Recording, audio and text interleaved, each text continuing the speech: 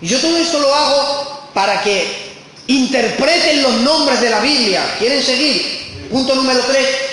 También los hebreos ponían nombres inspirados en profecía. O sea, nombres proféticos. O sea, nombre 1 sería por identidad. Número 2, les ponían nombre por acontecimientos. Número 3, nombres proféticos. Génesis capítulo 5 y el verso 3, mira lo que dice. Estoy yendo rápido porque quiero ir a un personaje que vamos a disfrutar. 5.3. 5.3 de Génesis. A ver, 5.3. Dice: y vivió Adán 130 años y engendró un hijo a su semejanza, conforme a su imagen, y llamó su nombre Set. Vale. ¿Por qué llama el nombre Set? Bien. Caín mató ¿a quién? Amén. A Abel. Y si Caín no mata a Abel, Dios hubiera escogido ¿a quién? A Abel y a su descendencia. ¿Recuerdan cuando le dice, ¿dónde está tu hermano? Y le dice, yo soy guarda de mi hermano. ¿Ha visto lo que dice la Biblia? La voz de la sangre de tu hermano clama a mí desde la tierra. Ahí la palabra sangre en el hebreo no viene en singular, sino en plural. Entonces se le diría, las sangres de tu hermano claman a mí desde la tierra. ¿Por qué maldijo Dios a Caín? Porque no le pagó solamente por Abel, sino por todo lo que había dentro de Abel, es decir, toda su descendencia. ¿Por qué Dios aborrece el aborto? ¿Por qué razón Dios aborrece el aborto? Porque mata el propósito que Dios tiene diseñado para Él y todo lo que Él pueda producir para la humanidad. Por eso Dios dice que ningún asesino tampoco entra al cielo. ¿Por qué? Porque mata a esa persona, pero también mata todo lo que Dios iba a hacer en esa persona en beneficio a la humanidad. Por eso dice las sangres de tu hermano. Claro, ahora el plan y el propósito que Dios tenía con un hombre y con su descendencia, Caín lo ha parado. Y tiene un hijo y le llama Set. ¿Y saben lo que significa ser? Sustituto. ¿Por qué? Porque Set fue el sustituto de Abel. Y Dios siguió el propósito, como Caín lo cortó con Abel, Dios dijo, bueno, llámale Set, porque este va a ser el sustituto. Lo que no hice con ese lo voy a hacer con este. Porque te tengo una noticia, el plan de Dios no hay quien lo pare. Amén, amén. Podrás atrasarlo, pero no frenarlo, ¿eh? Gloria a Dios. Porque Dios es el Dios de las rutas que nadie piensa. Porque cuando dice concebirá, o cuando le dice de la simiente de la mujer nacerá uno que te pisará la cabeza, Satanás iba cerrando la matriz de las mujeres. Abraham se casa con Sara, no pueden tener hijos. Rebeca y Isaac no pueden. El otro no puede. Y en la Biblia hay un montón. Sansón, los padres de Sansón no podían. Zacarías y Elizabeth no podían. Iba cerrando el vientre. ¿Por qué? Pero el vientre de las judías. Pero ahora llega Dios y dice, espérate, voy a cambiar la ruta. Claro, Satanás buscando a todas las mujeres judías dice, bueno, voy a hacer un cambio porque Dios es el de las rutas. Dice, bueno, voy a coger a una moabita y coja a Ruth. Para dar al mejor rey que ha habido en Israel, David. Dios cambiando ruta. Y cuando, ahora se ha fijado en una moabita, pues voy a ir a por las moabitas. Y dice Dios, pues ahora me voy a por una judía. Betsabé. Dios es el Dios de las rutas. No intente frenar a Dios,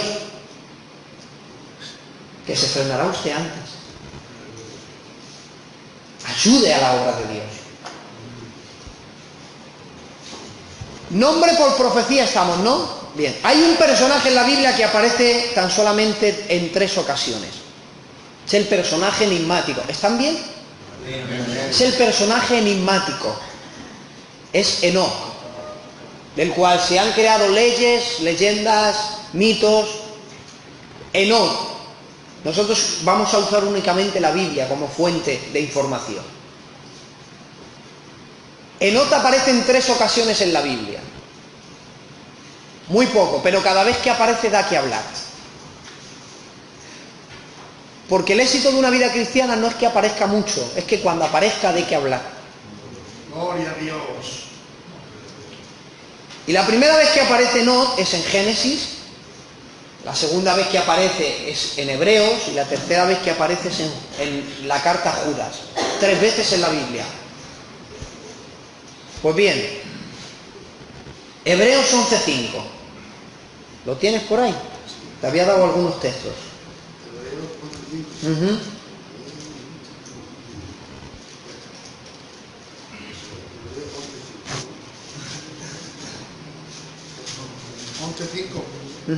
Hebreos 11:5. Dice así: por la fe Enoc fue traspuesto para no ver muerte, y no fue hallado, porque lo traspuso Dios. Vale. Y antes de que fuese traspuesto, tuvo testimonio de agradar a Dios. Vamos a ver. ¿A qué estado de santidad tiene que llegar un ser humano? ¿A qué estado de grado de santidad tiene que llegar un ser humano para ser arrebatado por Dios sin morir? ¿Qué le pasó? ¿Qué forma de vida tenía Enoc para que Dios diga, mira, en la tierra sobra, vente conmigo? Y se le llevara a Dios. Vamos a ver el porqué. Partimos, punto número 1, bueno, lo voy a decir luego mejor. Fijaros lo que dice Génesis capítulo 5, verso 21. Vivió Enoc 65 años y engendró a Matusalén. Verso 22. Y caminó Enoc con Dios después que engendró a Matusalén. Digan todos después, no antes. Entonces, hasta que Enoc no fue padre de Matusalén, no caminaba con Dios. O sea, a los 20 años, Enoc no fue un consagrado, ni a los 30, ni a los 40, no sabía nada de Dios. Pero tiene un hijo a los 65 años y a raíz de ahí camina tanto con Dios, que se consagra tanto con Él, que Dios dice, vente conmigo, pequeño. Vamos a ver, Enoc, por tener un hijo, ¿te has consagrado tanto que te vas al cielo sin ver muerte? Pues yo he tenido 4 y sigo siendo un pecador y un mala sombra y Dios me aguanta mucho. Vamos a ver, ¿puede cambiar una persona tanto por ser padre? ¿Le afectó tanto como para que se le llevara a Dios al cielo sin morir? ¿Y cuánta gente tenemos hijos y seguimos a veces siendo los mismos o incluso a veces peores? ¿Y qué cambió en la vida de Enoc? ¿Por qué Enoc es diferente a nosotros? Judas verso 14. Judas, y si no lo leo yo, lo tengo por aquí. Y Judas, verso 14. Vamos a leerlo despacio. Judas 14. De estos también profetizó Enoc. ¿De estos qué hizo? Profetizó. Ah, que era profeta. Profetizó Enoc. Ah, entonces, de momento, Enoc era profeta, porque profetizó. Partimos, punto número 1. ¿Sabes qué significa Enoc? Consagrado. De momento, durante 60 años o hasta los 65 años se llamaba consagrado, pero no daba honor a su nombre. Tenía el nombre de cristiano, pero dejaba mucho que desear. Pero a partir de los 65 años, el que se llamaba consagrado dio honor a su nombre, porque más consagrado vivió, que fíjate, se marchó al cielo. Empezó a dar honor a su nombre. ¿Por qué? Número uno, era profeta. Profetizó. Sigue.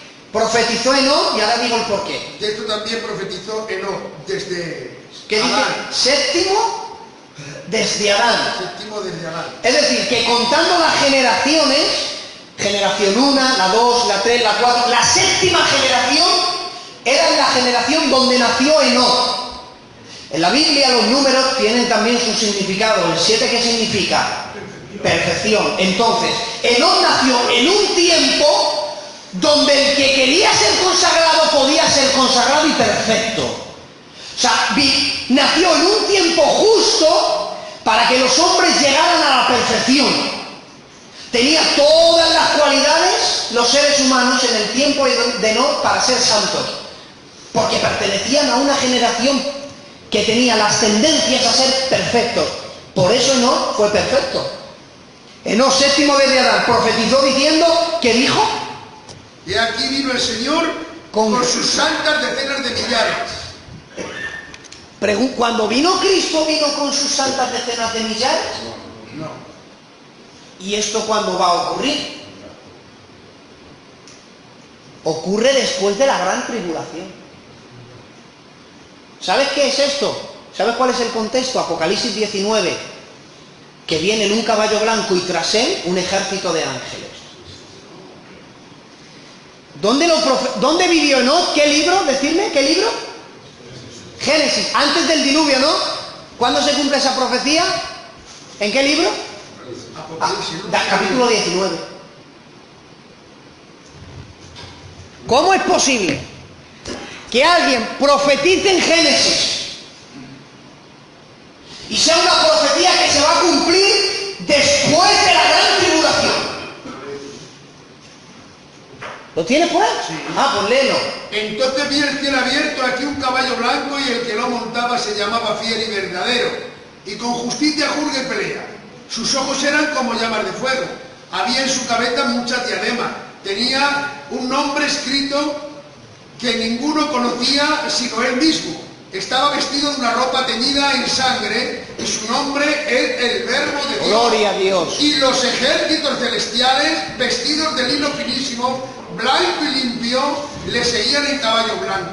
Y de su boca sale una espada aguda para herir con ella las naciones, y las regirá con vara de hierro, y él pisa el lagar del vino del furor de la ira del Todopoderoso. Por eso nos profetiza, y en el verso 15 dice, viene para hacer juicio contra todos y dejar convicto a todos los impíos que han obrado impíamente. O sea, Enoc profetizó en días de Génesis y se va a cumplir después de la gran tribulación. ¿De qué nos habla entonces esto? Que Enoc fue un profeta, pero no un profeta normal, no, un profeta con una visión futurista. Él podía profetizar algo y cumplirse miles de años después. Su visión de profeta era tan sumamente futurista que todavía no se ha cumplido lo que él profetizó, pero que se cumplirá, dice la Biblia. Ahora, ¿en qué me agarro yo? Que no fue un profeta, pero fue un profeta futurista.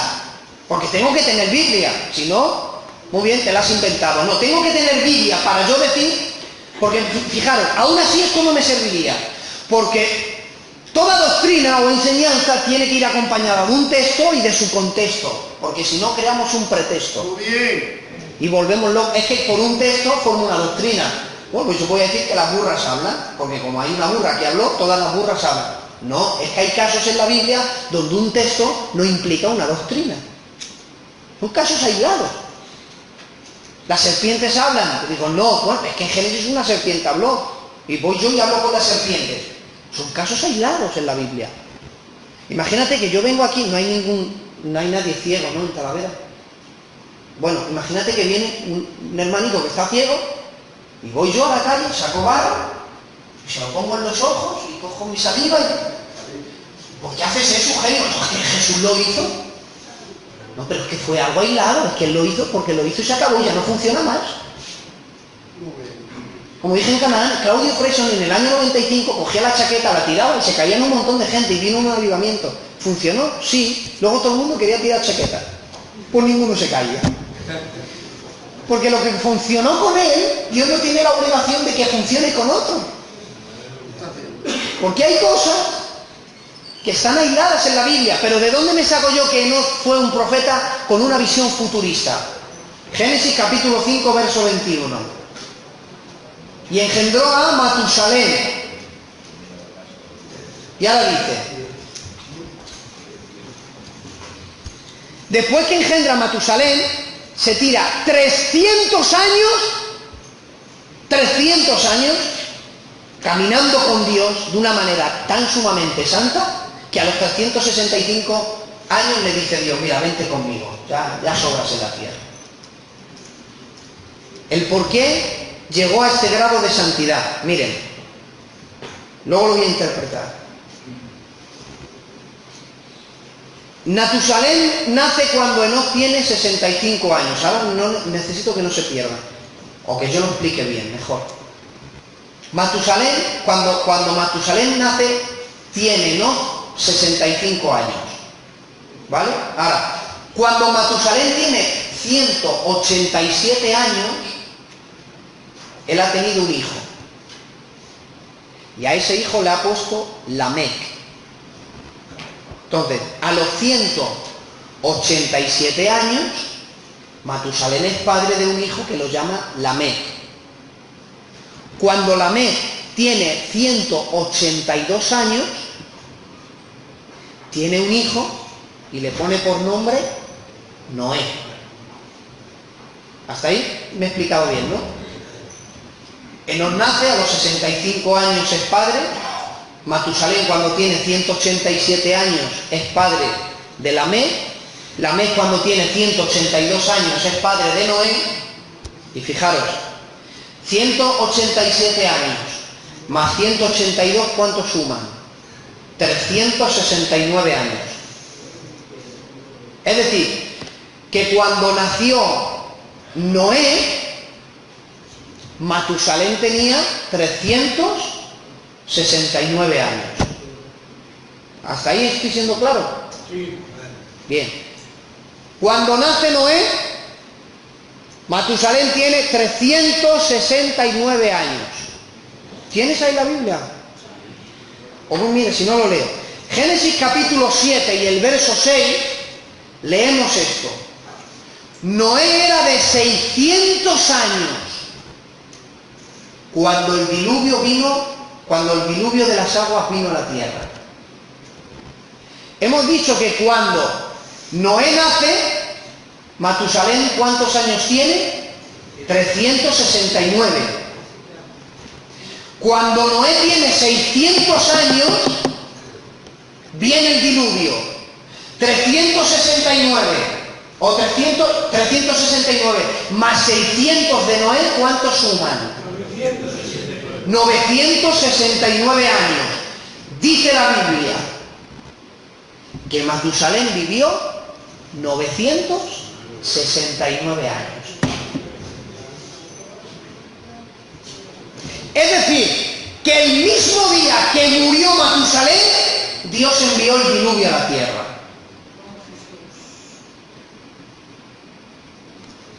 Nace Matusalén.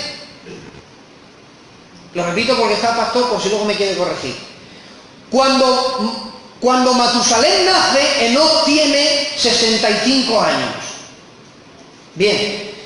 Matusalén tiene un hijo a los 187 años, lo llama Lamec.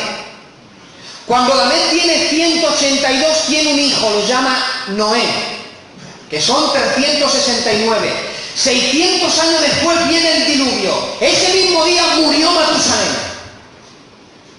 ¿Saben ustedes que el diluvio no lo anunció solamente Noé?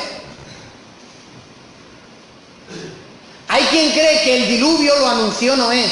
No, ya estaba anunciado antes el diluvio.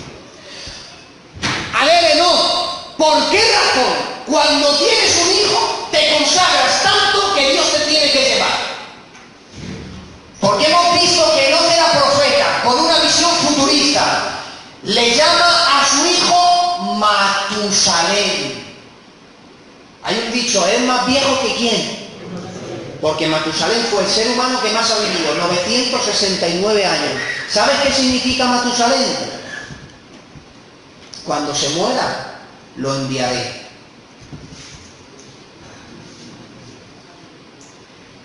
Como Enoc era un profeta, Dios le dijo: Enoc, has tenido un hijo, te voy a dar una revelación profética. Cuando tu hijo se muera, enviaré el juicio. ¿Quién de los que aquí estamos sabemos cuándo vamos a morir? Ahora, hemos demostrado con la Biblia que el mismo día que murió Matusalén, el diluvio vino a la tierra. Por eso sabemos que Matusalén, que significa cuando muera será enviado, se estaba refiriendo al diluvio. Mira, Dios es tardo para la ira, pero grande en misericordia. Dios le dio a los antidiluvianos 1000 años para que se arrepintieran. Todo el tiempo que vivió Matusalén fue la misericordia de Dios sobre ellos. O sea, Dios no le dio a los antidiluvianos lo que tardó en construir el arca, sino 1000 años. Que Dios más cruel, que manda el diluvio y destruye el mundo, les dio 1000 años para que se arrepintieran. ¿Te parece poco tiempo? Y 1000 años y nacían, morían, y no cambiaron el mundo. Y el mismo día que muere Matusalén viene el diluvio. Cuando muera, será enviado. Y vino el diluvio a la tierra. Como ninguno de los que aquí estamos sabemos cuándo vamos a morir, Enoc se levantaba una mañana, miraba a su niño y decía: ¿se morirá hoy mi niño? Es que a lo mejor se muere hoy, y él me ha dicho que cuando el niño se muera viene el juicio. Voy a consagrarme por si acaso se muere hoy. Se consagraba. Se levantaba al día siguiente. ¿Será hoy el último día de mi niño? Porque Dios me ha dicho que cuando se muera será enviado. Voy a consagrarme, no vaya a ser que sea hoy ese día. Señor, si hoy mi niño se muere, ayúdame. Se levantaba al día siguiente, se levantaba al día siguiente, se levantaba al día siguiente. Eso lo hizo durante 300 años y dijo Dios: ¿qué haces aquí? Vete conmigo. ¿Por qué razón Enoc fue arrebatado? Porque vivió cada día como si fuera el último.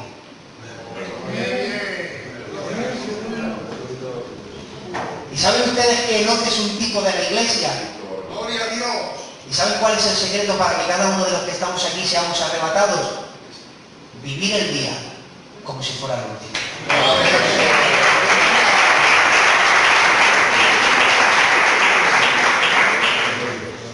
Por eso llegó a tanta grado de santidad que Dios se lo llevó durante 300 años, practicando lo mismo todos los días.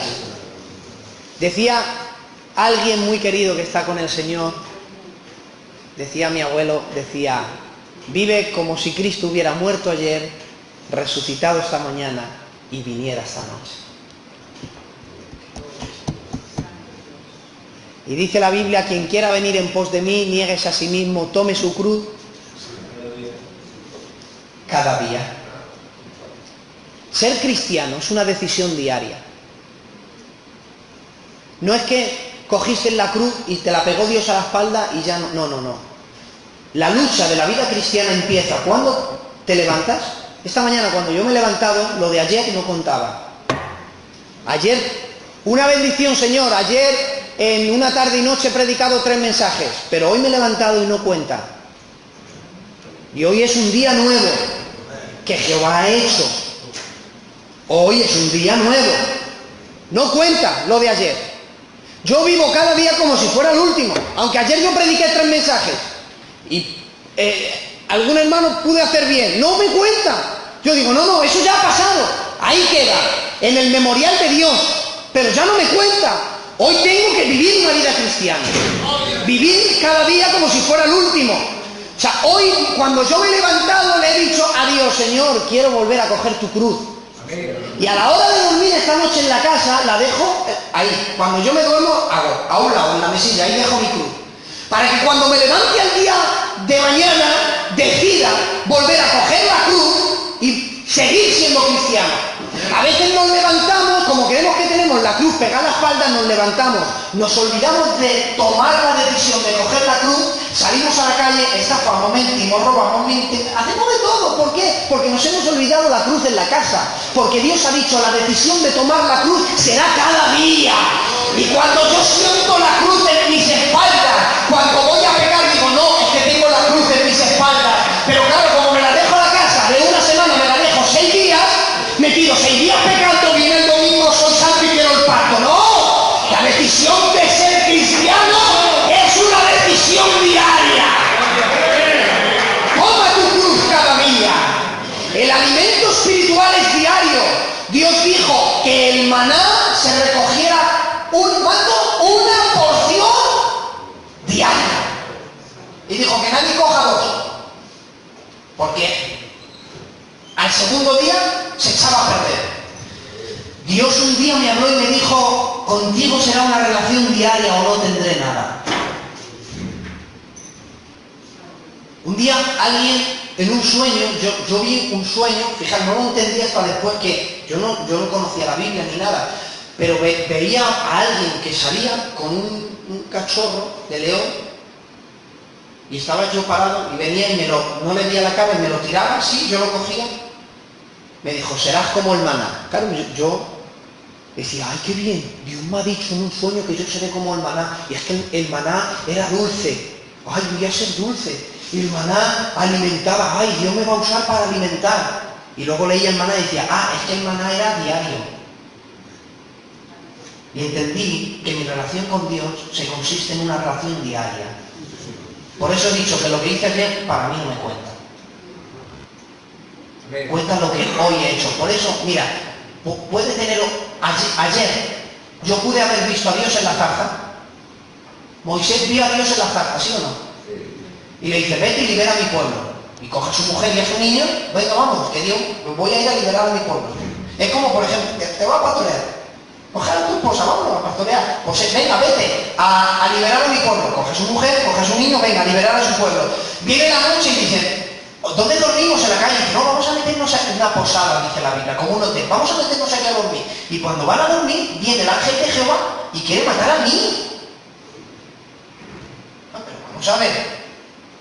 No me mandas a liberar a tu pueblo. ¿Dónde voy? A liberar a tu pueblo. ¿Por qué quieres matar a mi niño?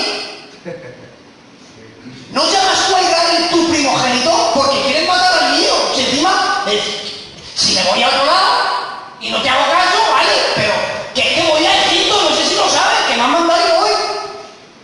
Que ayer te vi a la zarza y dices, ya, pero es que este niño no ha respetado un pacto que yo establecí con mi siervo Abraham. Y como no has respetado el pacto que hice con mi siervo Abraham, tú no tienes ningún derecho de violar mi pacto, porque tú ayer tuviste una experiencia conmigo. Qué bueno. Dios nos regatea con la santidad. No es negociable la santidad. Ayer pudiste tener un encuentro conmigo en el monte, yo te vi y te mandé, pero no te da derecho a hoy violar mi pacto. Que ayer tuvimos un culto de gloria y de bendición, hoy no nos da derecho para hacer lo que quisiéramos hoy. Que es que como ayer tuvimos un día de bendición, pues hoy voy a hacer lo que quiera. No te da ningún derecho. Las bendiciones que tuviste ayer no tienen nada que ver con las de hoy. Porque por esa regla de 3, Dios hace misericordia para todos los tiempos. Y Dios dice, no, hombre, yo soy tan caballero que al pueblo de Israel le cocino el maná todos los días. Y soy yo que le digo, no recojáis pavos, que yo me levanto por la mañana, antes que vosotros estéis levantados, yo madrugo y os hago de desayunar, no os preocupéis, mis niños. Y se levantaba Dios a hacerle el desayuno, todos los días. Y es Dios, que podía hacer para 40 años y olvidarse. Dios dice, no, yo lo voy a hacer diario, voy a moldearles pan todos los días y se lo voy a echar. Así es Dios. Y Él tiene misericordia. Y dice Dios, nuevas son mis... O sea, se levanta Dios antes de que el mundo se levante y hace, voy a empezar a hacer una misericordia para Él. Y empieza a moldear Dios una misericordia. Si es Dios y lo hace diario, ¿quién somos nosotros para no tener una relación diaria? Y termino. Por esa razón, Es tan importante los nombres, termino con Romanos capítulo 4, verso 17. Dice la Biblia, como está escrito, te he puesto por padre de mucha gente, delante de Dios, a quien creyó, el cual te ha vivido a los muertos. Mira lo que Dios hace, que llama las cosas que no son como si fueran. Es tan importante el nombre que Dios llama las cosas que no son como si fuesen. Y como Él llama las cosas que no son como si fueran, Él es el único que puede llamar padre de multitud a una persona que no tiene hijos como Abraham. Qué bonito, gloria al Señor. Dios es el único que puede coger a una contenciosa como Sarai y llamarla princesa. Gloria a Dios. Sarai significa contenciosa, pero Sara significa princesa. Y Dios es capaz de llamar, dice, y llamó su nombre Sara. Dios es capaz de llamar a una contenciosa princesa, porque llama las cosas que no son como si fueran. A Abraham le añadió una letra, la H. A Sarai le quitó una letra, la I. Dos razones. La razón número uno, la letra H en el hebreo significa vida. Entonces, Abraham no tenía hijos. Y le dice, yo te voy a llamar las cosas que no son como si fueran, pero para eso voy a poner mi vida en ti. Y el que no podía tener hijos, ahora tuvo hijos. Le añadió, pero a Sarai la quitó. Porque a veces para perfeccionarte, Dios tiene que añadirte cosas, pero te tiene que quitar unas cuantas. A veces Dios nos quita, o a veces Dios nos tiene que dar. ¿Qué necesitas? Sé sincero delante de Dios. Señor, necesito esto, o necesito que me quites esto. Para perfeccionarnos, a veces Dios nos quita, otras veces Dios nos añade. Dios es el único que puede llamar las cosas que no son como si fueran. Llamó príncipe a un ladrón. Jacob significa ladrón suplantador. Dijo, no, yo tengo que llamar príncipe. Porque llama las cosas que no son como si fueran. Él es el único que puede decirle, te llamarás Pedro, a Simón. Y Simón significa desierto. Dijo, ahora no te vas a llamar arena, yo te voy a llamar roca. O pequeña piedra. ¿Por qué? Porque llama las cosas que no son como si fueran. Porque es tan importante el nombre en la cultura hebrea que el diablo dijo, que Dios llama las cosas que no son como si fueran. Dios cuando cambia el nombre, cambia la personalidad de la gente. O sea que cuando Dios cambia el nombre, cambia la personalidad. Dice el diablo, pues voy a hacer lo mismo. Y coge a Daniel, Ananías, Misael y Azarías y dice, voy a cambiarles el nombre. Porque si les cambio el nombre, también les voy a cambiar su personalidad. Dios lo hizo y funcionó. A lo mejor a mí también me funciona. Y dice la Biblia, a Daniel le llamaban Belsasar, el que cuida del rey. A Sadrach le llamaban, a Ananías le pusieron Sadrach, Dios luna. A Misael le llamaron Mesach, el príncipe Aku, un dios. A Azarías le llamaron Abednego, servidor de Nebo. Pero ¿sabes cuál era el significado de sus nombres? Daniel, Dios es mi juez. Ananías, Dios es bueno. Misael, ¿quién como Dios? Azarías, Dios nos ayuda. Gloria a Dios. Claro, llegaron allí estos cuatro y el diablo dijo, ¿cómo van? ¿Qué hacen estos aquí con estos nombres? Diciendo, Dios es juez, Dios nos ayuda, Dios es bueno.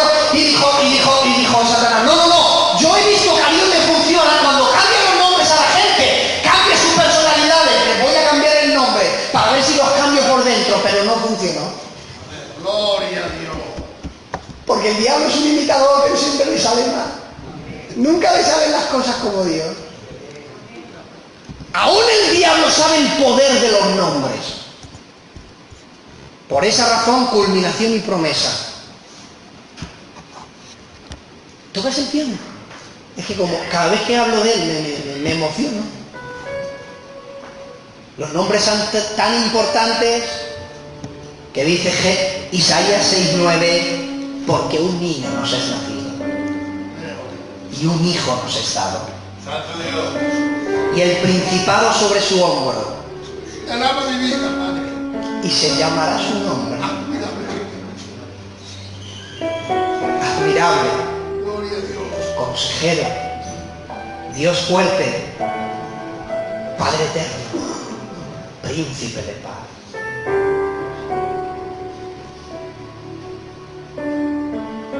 Por lo tanto, Isaías 7:14, el Señor mismo dará una señal. Y aquí que la Virgen concebirá y dará a luz un hijo, y será su nombre Emmanuel. ¿Por qué lo llama Emmanuel? Porque significa Dios con nosotros. Que venga alguien a decirme que Jesús no es Dios. Si ya está diciendo 2500 años antes, Dios con nosotros. Su nombre es Padre Eterno. Uno no puede ser Padre Eterno si no tiene un Hijo eterno. Para que el Padre sea eterno, Padre eterno, tiene que tener un Hijo eterno también. Y lo que es eterno no tiene principio y fin. Por eso Jesús no fue creado. ¡Gloria a Dios! Padre eterno es capaz de ser Padre eterno porque tiene un Hijo eterno. Si no, no podría ser Padre eterno. Dios con nosotros. ¿Y cómo ocurrió el Dios con nosotros? Juan 1:14, y aquel verbo fue hecho carne y habitó entre nosotros. Y vimos la gloria como la del unigénito del Padre, llena de gracia y de verdad. ¿Y cómo fue posible esto? Hebreos 1:6, otra vez, cuando introduje al primogénito en el mundo, dice Dios, adórenle todos los ángeles. Amén. ¡Gloria a Dios! Dios eterno, te queremos, Señor. Y ahora le dice el ángel Gabriel a una muchacha doncella virgen, concebirás en tu vientre y darás a luz un hijo.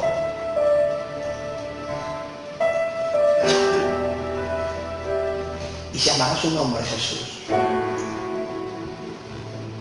Y será grande, será llamado Hijo del Altísimo. El Señor Dios le dará el trono de David su padre. ¡Qué bonito! Reinará sobre la casa de Jacob para siempre. Su reino no tendrá fin jamás. ¿Por qué lo llama Jesús? Porque en todas las versiones y traducciones significa lo mismo. El Salvador.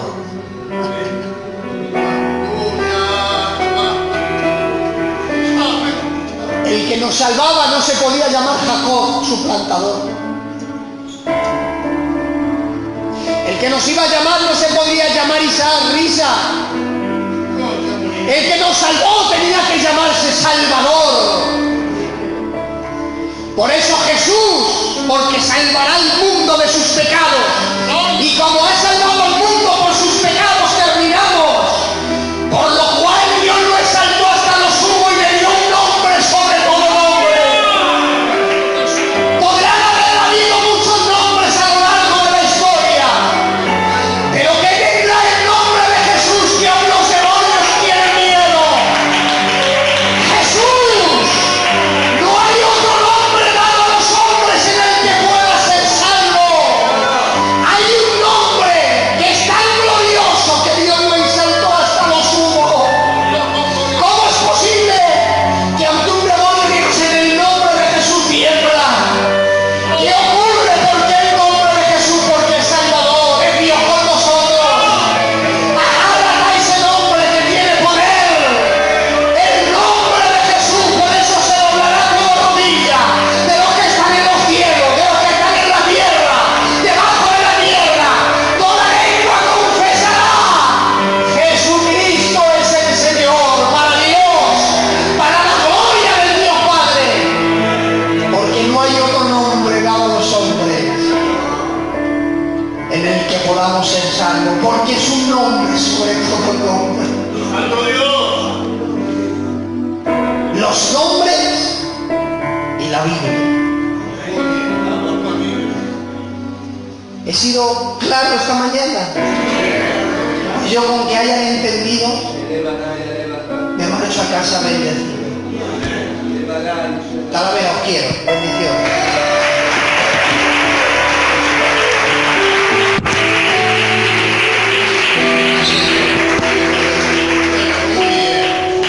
Muy bien esta palabrita que, hermanos, nos ha hecho muy bien esta mañana, hermano Eugenio. Adán está enamorado de Jesús.